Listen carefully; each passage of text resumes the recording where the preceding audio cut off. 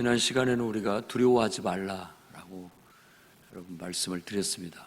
우리 스승 대신 예수님께서 그 길을 가셨기에 우린 그 길을 그냥 따라가면 되는 겁니다. 그분도 모욕을 당하셨다면 우리도 당할 수 있는 거죠. 그분이 영광과 존귀를 얻으셨다면 우리가 그분을 따라가게 되면 영광과 존귀를 얻게 될 겁니다. 그러니 뭘 두려워하겠습니까? 우리의 그저 육체를 죽이는 자들을 두려워할 것이 아니라 영과 육신을 다 지옥에 멸하실 수 있는 그분을 더 두려워하여 우리가 정말 영혼을 구원하는 일에 더 깊은 관심과 가치를 두고 그 일에 헌신할 수 있는 그런 용기 있는 신앙인이 되자고 말씀을 드렸습니다.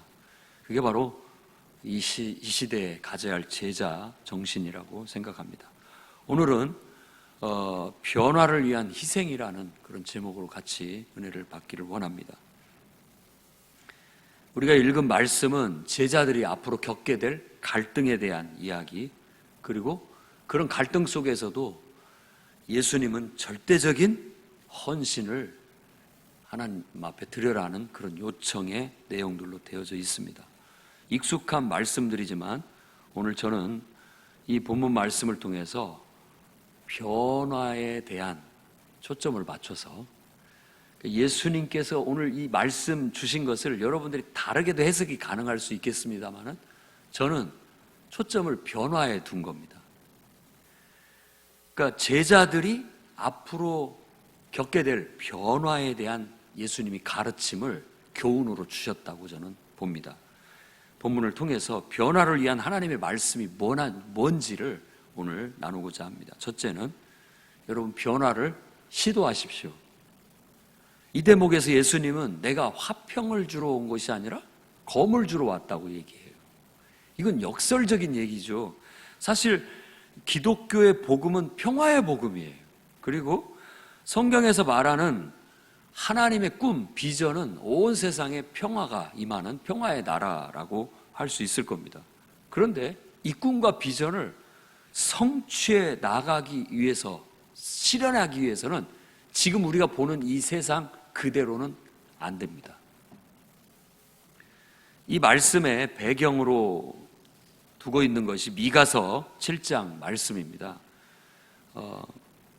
사람의 원수가 곧 자기 집안 식구다라는 게 미가서 7장 6절에 나와 있는 얘기인데 그 앞에 구절을 보면 재앙이로다 나여 여름과 과일을 딴 후 포도를 거둔 후 같아서 먹을 포도송이가 없고 내 마음에 사모하는 처음 익은 무화과가 없다. 그리고 경건한 자가 세상에 끊어졌고 정직한 자가 사람들 가운데 없도다. 무리가 다 피를 흘리고 매복하며 각기 그물로 형제를 잡으려고 하고 두 손으로 악을 부지런히 행하는도다. 지도자와 재판관은 뇌물을 구하고 권세자는 자기 마음의 욕심을 말하며 그들이 서로 결합하니 그들의 가장 선한 자라도 가시 같고 가장 정직한 자라도 찔레 울타리보다 더하도다. 이렇게 말하면서 너희는 이웃을 믿지 말고 친구를 의지하지 말며 내 품에 누운 여인이라도 내 입의 말을 지켜라. 아들이 아버지를 멸시하고 딸이 어머니를 대적하고 며느리가 시어머니를 대적하니 사람의 원수가 곧 자기 집안 식구리라 라고 그렇게 말하는 말씀이 이 밑바탕에 있는 말씀입니다. 세상을 보십시오.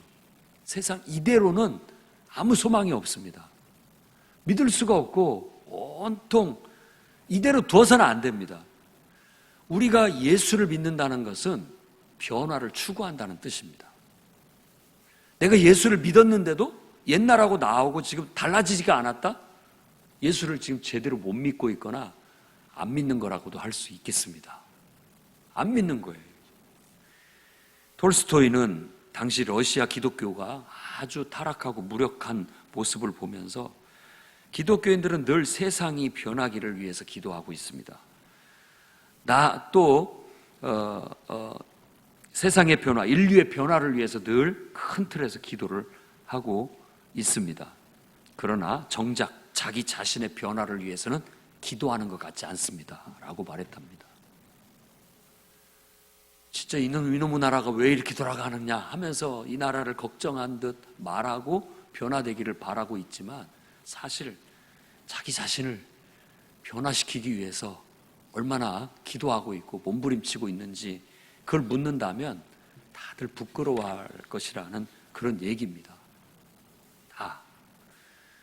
기독교인이 됐다라고 한다면 이제는 하나님이 나를 부르신 것은 나부터 변화되고 너의 가까운 곳에서부터 서서히 변화를 이루어 그것이 불이 붙어가지고 불이 이렇게 퍼져나가듯이 변화를 이루어 가라는 그런 부름입니다. 그러니 우리가 주님의 제자로서 나 자신의 변화에 좀 더 몸부림치고 변화를 시도할 줄 아는 그런 용기 있는 사람들이 되어야 되겠습니다. 예수의 복음으로 세상을 변화시킵시다. 그러기 위해 나 자신부터 변해봅시다. 내 성품부터, 내 말부터, 내 행동부터, 내 성격부터, 내 삶의 태도부터, 다른 사람과의 대인관계부터 정말 예수님의 그 복음의 원리에 맞게 늘 내 마음 안에서 예수님이 행하시듯 내 안에 하나님이 나와 하나가 돼서 하나님이 내 안에서 그분의 뜻을 행하듯이 말하고 행동하는 철저한 변화를 이루어 나가야 되겠습니다. 그렇게 해서 이 불길이 붙기만 한다면 더 말할 것이 뭐가 있겠느냐. 예수님이 그랬어요. 내가 세상에 불을 붙이러 왔다.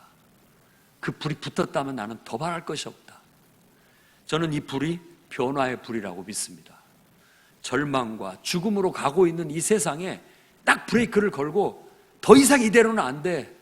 이렇게 불신과 서로 해를 끼치면서 악한 세상으로 더 이상 가게 둘 수는 없어.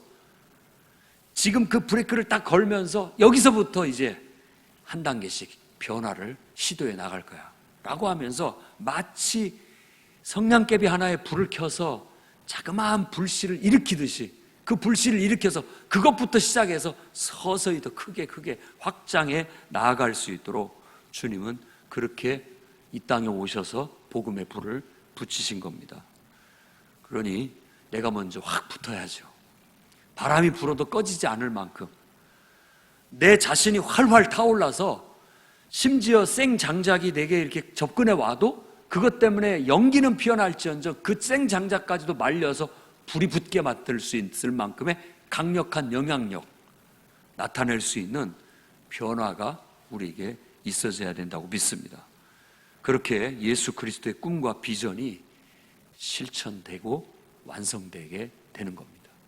주님의 꿈이, 주님의 이 비전이 완성되는 날까지 끊임없이 우리 변화를 추구해 나갑시다. 나부터, 내 가까운 데서부터 하나씩 변화해 나갈 수 있도록 계속 몸부림치듯 변화를 시도하는 제자들이 될 수 있었으면 좋겠습니다. 두 번째로는 변화의 진통을 여러분 감내하시기 바랍니다. 변화는 유쾌한 것인 것 같지만 사실은 그렇게 유쾌하지 않습니다. 여러분, 누가 여러분한테 좀 그거 좀 변해야 돼 하면 아마 굉장히 자존심 상해하고 기분 나빠할 거예요.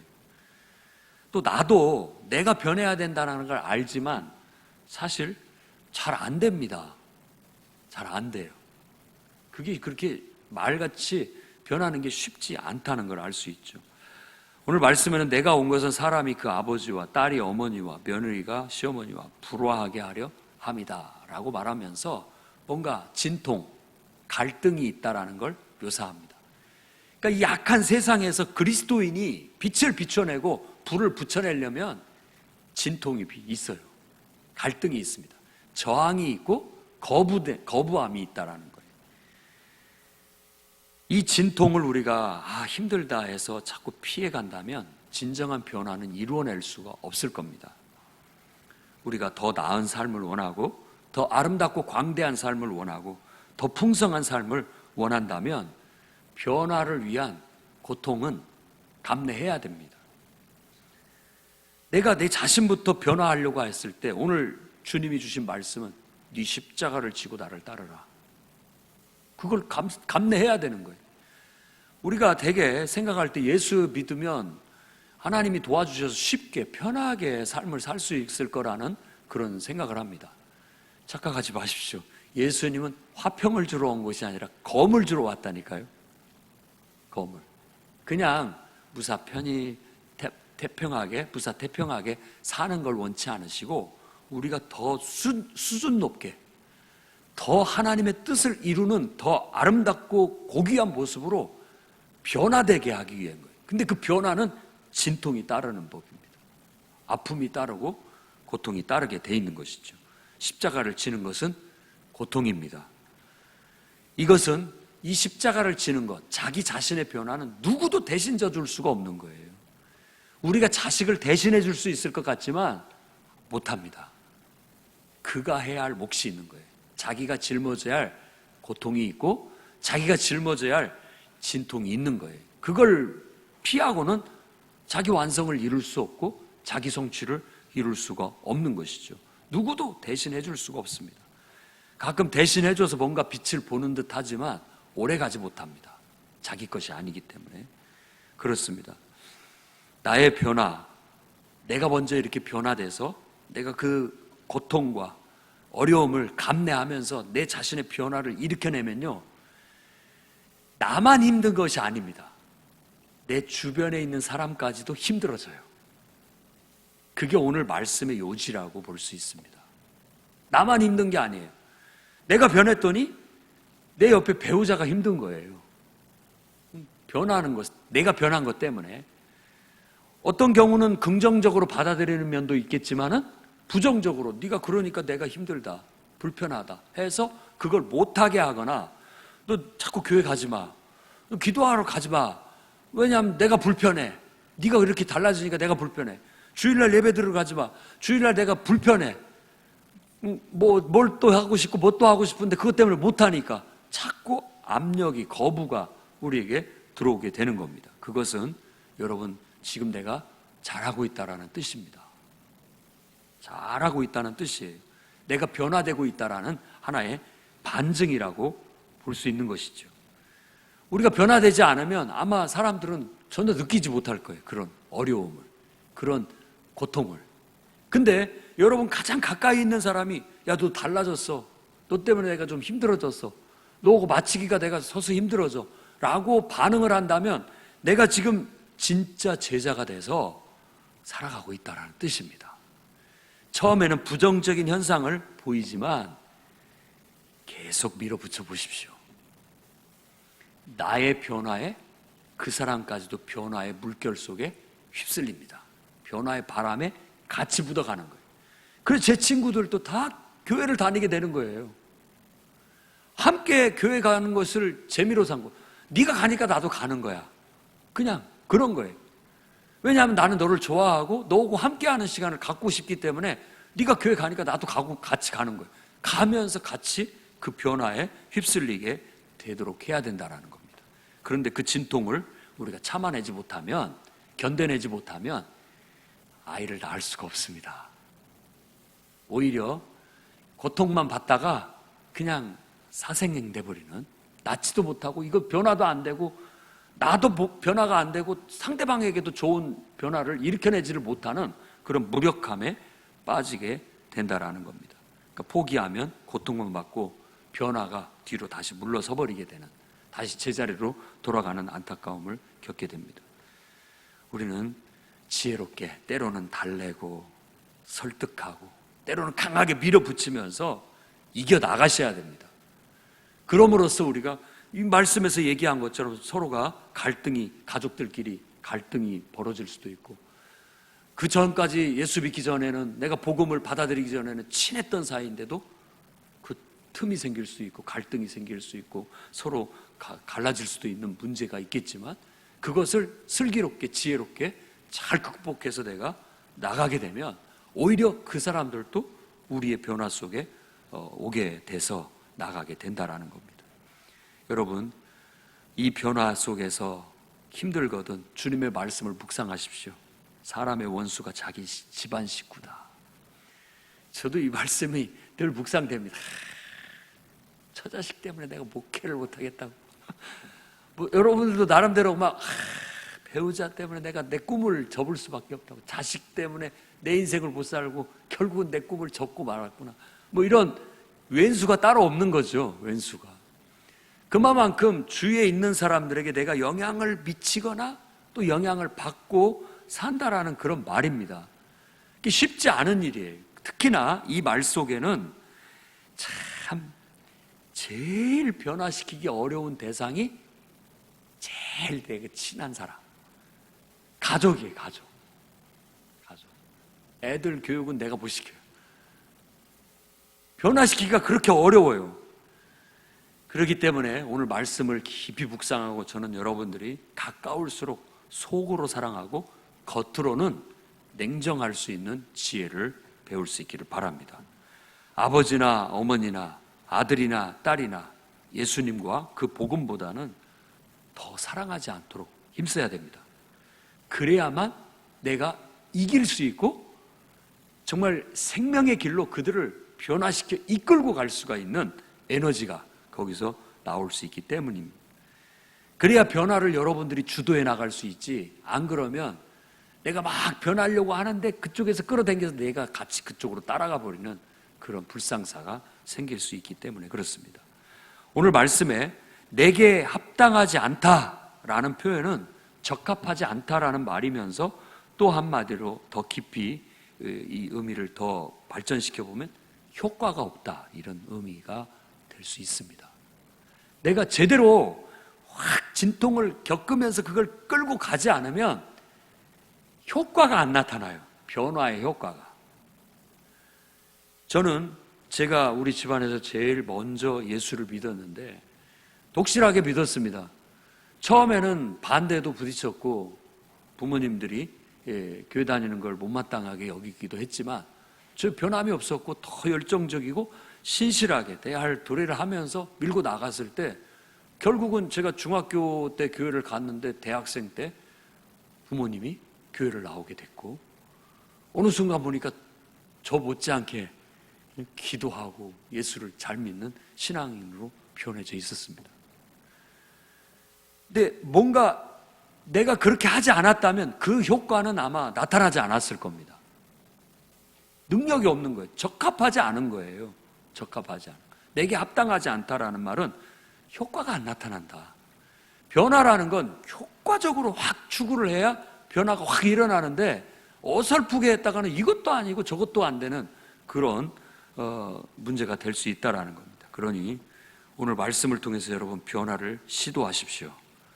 그리고 변화의 고통, 진통 얼마든지 오라고 각오하고 받아들일 수 있기를 바랍니다. 주님은 화평이 아니라 검을 주러 왔다라는 마음으로 여러분 마음을 다잡으십시오. 왼수가 집안 식구다라는 말씀으로 지혜를 얻으십시오. 여러분이 진정한 변화를 원하고 효과를 보기를 원한다면 고통을 감수하고 진통을 감수하고 아이를 낳듯이 주님의 말씀을 따라 순종해 나갈 수 있기를 바랍니다. 그 다음에 세 번째로는 변화를 위한 희생의 대가를 지불하십시오. 오늘 우리가 읽은 마지막 절에는 39절에는 자기 목숨을 얻는 자는 잃을 것이요 나를 위해 자기 목숨을 잃는 자는 얻으리라. 변화의 문제에 있어서는 어느 것이 죽어야 다른 것이 그 자리에 찾아오게 된다는 그런 원리입니다. 반드시 대가가 지불되게 돼 있다라는 것이죠. 예를 들어서 우리가 게임을 좀 그만해야 되겠어. 단순히 게임을 하지 않는 것이 이게 효과적인 게 아닙니다. 게임하는 시간에 좋은 책을 읽는 그런 걸로 대치를 해야 되는 거예요. 그래야 변화가 일어난 겁니다. 게임 안 하고 또 다른 일로 노닥거리게 돼서 시간을 허비하게 된다면 그것도 뭐 별 의미가 없는 거잖아요. 무의미하다라고 생각되는 그 시간에 다른 더 의미 있는 것들을 집어넣음으로써 게임은 죽었고 독서는 살아난 겁니다. 죽고자 하면 사는 거예요. 뭐가 죽어야 사는 거예요. 오늘 찬양 말씀처럼 죽어야 사는 겁니다. 죽어야 사는 거예요. 근데 대부분의 사람들이 변화를 원하지만 죽는 걸 원치 않아요. 손해를 안 보려고 하는 거죠. 희생하려고 하지 않는. 그러다 보니까 실질적인 삶의 변화가 일어나지 않는 겁니다. 게으른 사람들은 움직이는 걸 싫어한답니다. 또 행동을 하지 않고 생각만 한답니다. 그리고 쉽게, 편하게, 빨리 할 수 있는 그런 것만 찾는답니다. 그리고 그들이 제일 좋아하는 노래는 Yesterday래요. 과거의 추억에만 빠져 산다는 거. 왕년에 하면서. 그리고 그들이 즐겨 하는 말은 하면 되잖아. 말만 하는 거예요. 그리고 하지 않는 것이죠. 우리는 변화돼야 됩니다. 이런 일들을 실제로 하려면 내 손에 물을 묻혀야 되고 내 손에 흙을 묻혀야만 가능해요. 그렇지 않으면 실행이 안 돼요. 예를 들어 우리가 기도하기를 원한다면 여러분들이 그 기도를 위해서는 또 다른 어떤 것을 희생해야만이 기도할 수 있는 시간을 얻는 거예요. 쉬는 시간, 잠자는 시간, 뭘 하는 시간이든지 그 시간을 내가 희생을 해야만이 그 시간을 확보할 수 있는 거와 같은 겁니다. 그런데 우리가 마음속에는 해야지 하면서 그런 것들을 실제로 희생하지 못한다면 아무것도 안 되는 것이죠. 우리는 정말 하나님 안에서 영적 능력을 얻어서 하나님의 축복을 받고 싶어 합니다.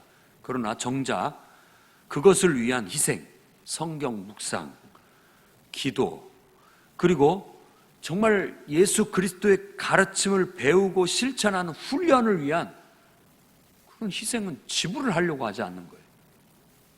우리 마음속에는 이런 게 있습니다. 기독교 신앙이 그냥 하나님 앞에 기도만 하면, 어떤 바라면 하나님이 요행처럼 우리한테 뭔가를 가져다 줄 것처럼 생각하는데 이건 기독교 진리가 아닙니다.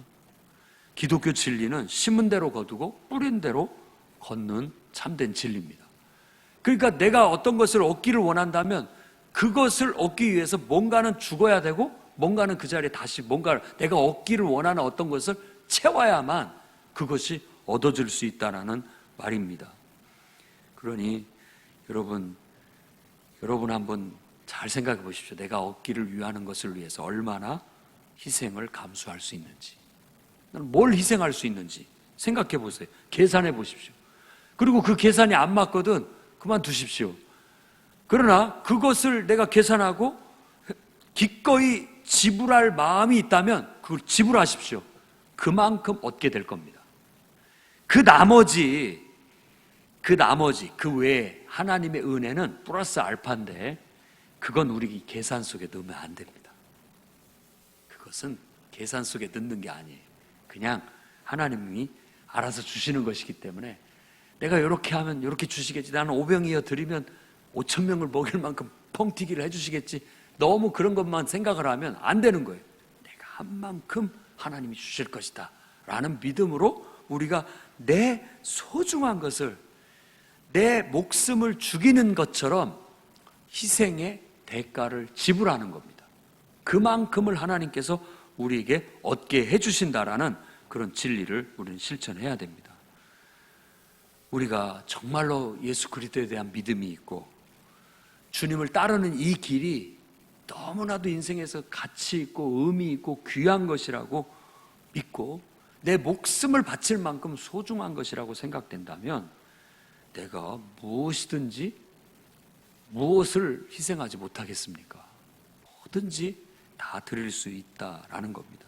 그러니 오늘 내가 주님을 위해서 무엇을 희생할 수 있는지 보여줘 보십시오. 보여줘 보십시오. 여러분이 복음을 위해, 한 영혼의 구원을 위해, 예수님의 제자의 삶을 위해 무엇을 지불하고 있는지 한번 돌아보고 내가 하나님 앞에 내가 이것을 지불할 수 있습니다라고 주님께 여러분의 믿음을 보여주십시오. 그게 오늘 예수님께서 제자들을 모여놓고 하신 이 내가 화평을 주러 간 것이 아니라 검을 주러 왔다라고 하신 말씀의 교훈이라고 저는 믿습니다. 8살짜리 잭 보너라고 하는 아이가 2004년도 플로리다의 허리케인을 보고 아이들이 집을 잃고 거리에 있는 것을 보고 내가 저들을 위해서 뭘 할 수 있을까 생각하고 자기 집에 물건 나를 때 쓰는 빨간 술에 그걸 끌고 나가가지고 이렇게 비켓을 하나 만들어가지고 플로리다 집을 잃고 있는 어린 아이들을 위해서 우리 생수를 보내줍시다 라고 해서 생수를 기부해 주십시오 하고 끌고 계속 걸었답니다.